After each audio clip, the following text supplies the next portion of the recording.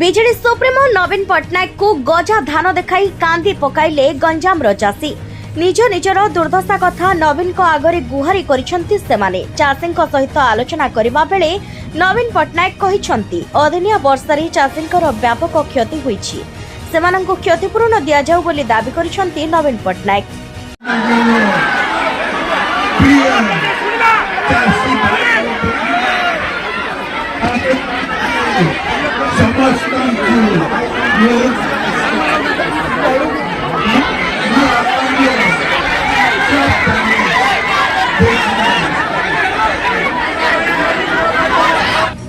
नवीन गस्त समय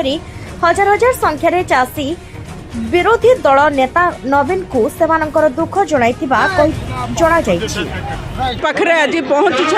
खूब समय कम समय भितर से कवि सूर्यनगर पहुँची सारी एवं चाषी पाखरे पहुँचे ये जो कार्यक्रम रही से चाषी सुख दुखरे सामिल होगापाई आसी एवं आमे यही समावेश रे राज्य सरकार को एवं केंद्र सरकार को पाखरे दाबी करुछु जे जो धान नष्ट होईची तार क्षतिपूरण दिंतु, जो लोन नहीं चाषी माने से लोन छाड़ करा जाऊ एवं जो धान रही जी तार एफएक्यू मान जांच न करिकी तांकु सीधा सीधी सरकार ताकु पेडी प्रोक्योरमेंट माध्यम रे ग्रहण करंतु